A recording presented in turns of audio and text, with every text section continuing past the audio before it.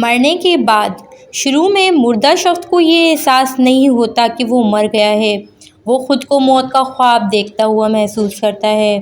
وہ خود کو روتا، نہاتا، گرہ لگاتا اور قبر پر اتارتا ہوا دیکھتا ہے۔ وہ ہمیشہ خواب دیکھنے کا تاثر رکھتا ہے۔ جب وہ زمین پر ڈھیر ہو جاتا ہے پھر وہ چیختا ہے لیکن کوئی اس کی چیخ نہیں سنتا۔ جب ہر کوئی منتشر ہو جاتا ہے اور زمین کے اندر تنہا رہ جاتا ہے، اللہ اس کی روح کو بحال کرتا ہے۔ وہ آنکھیں کھولتا ہے اور اپنے برے خواب سے جاگتا ہے۔ پہلے تو وہ خوش اور شکر گزار ہوتا ہے کہ جس سے وہ گزر رہا تھا وہ صرف ایک ڈراؤنا خواب تھا اور اب وہ اپنی نیند سے بیدار ہے۔ پھر وہ اپنے جسم کو چھونے لگتا ہے جو کپڑے میں لپٹا ہوا ہوتا ہے۔ خود سے حیرت سے سوال کرتا ہے، میری قمیص کہاں ہے؟ میں کہاں ہوں؟ یہ جگہ کون سی ہے؟ ہر طرف اندھیرا ہی اندھیرا کیوں ہے؟ میں یہاں کیا کر رہا ہوں؟ پھر اسے احساس ہونے لگتا ہے کہ وہ زیر زمین ہے اور جو کچھ وہ محسوس کر رہا ہے وہ خواب نہیں ہے، وہ حقیقت ہے۔ اسے احساس ہوتا ہے کہ وہ واقعی مر گیا ہے۔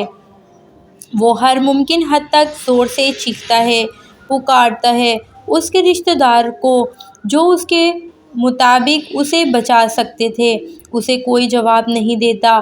وہ پھر یاد کرتا ہے کہ اس وقت اللہ ہی واحد امید ہے۔ وہ اس لیے روتا ہے اور اسے معافی مانگتے ہوئے اس سے التجا کرتا ہے، اللہ، یا اللہ مجھے معاف کر دے، یا اللہ مجھے معاف کر دے۔ وہ ایک ناقابل یقین خوف سے چیختا ہے جو اس نے اپنی زندگی کے دوران پہلے کبھی نہیں محسوس کیا ہوتا ہے۔ اگر وہ ایک اچھا انسان ہے تو مسکراتے ہوئے چہرے والے دو فرشتے اسے تسلی دینے کے لیے بیٹھ جائیں گے، پھر اس کی بہترین خدمت کریں گے۔ اگر وہ برا شخص ہوا تو دو فرشتے اس کے خوف کو بڑھا دیں گے اور اس کے بدصورت کاموں کے مطابق اس سے سوال جواب کریں گے اور اسے اذیت دیں گے۔